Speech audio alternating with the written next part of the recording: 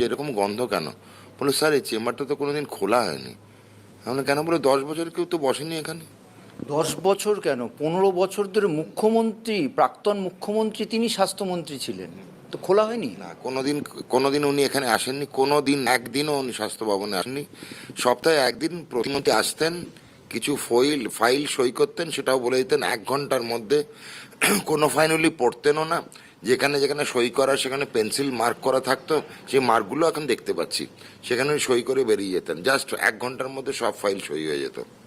এই যে পরিস্থিতি, রুম দেখেই আপনার কি মনে হচ্ছিল স্বাস্থ্যর প্রতি মুখ্যমন্ত্রী এত কথা এই বছর যখন দায়িত্ব নিয়ে তিনি বলছেন, প্রাক্তন মুখ্যমন্ত্রী তো সব ফ্রি করে দিয়েছিলেন, তাই কি এখানটাও ফ্রি করে দিয়েছিলেন নাকি?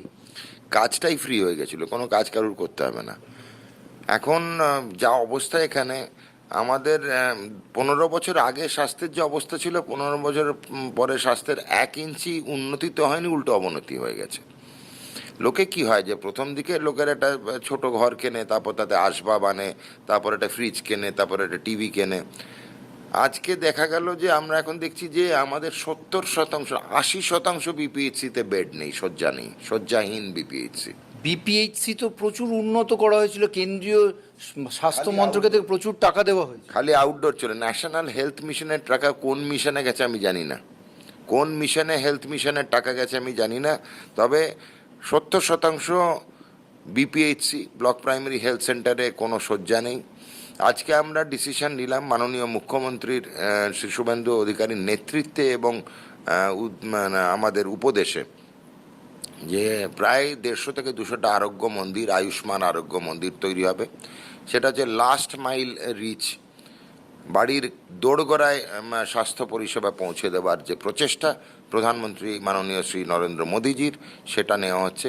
তারপরে স্তরটা আসবে, সেটা হচ্ছে ব্লক প্রাইমারি হেলথ সেন্টার। সেগুলো 70% কোনো শয্যা নেই, শয্যাহীন অবস্থায়।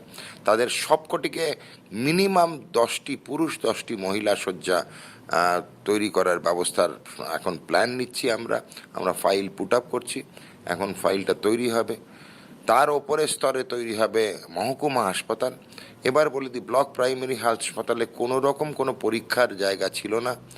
মাননীয় মুখ্যমন্ত্রী শ্রী শুভেন্দু অধিকারীর কাছে আমাদের তরফে, স্বাস্থ্য দপ্তরের তরফে সুপারিশ থাকবে যে ব্লক লেভেলে আমরা আলট্রাসোনোগ্রাফি এবং পোর্টেবল এক্স রে রাখবো, এবং ল্যাব ওয়ার্ক বা রক্ত পরীক্ষা, প্রাথমিক রক্ত পরীক্ষা, TC DC, haemoglobin, urea creatinine, liver function test, থাইরয়েডের টেস্ট, সোডিয়াম পটাশিয়ামের test, malaria, dengue, vector borne ডিজিজের টেস্ট, এগুলো প্রাথমিক বিপিএইচসিতে হয়ে যাবে। মহকুমায় আরেকটু উন্নতি হবে, প্রত্যেকটি মহকুমা হাসপাতালে সিটি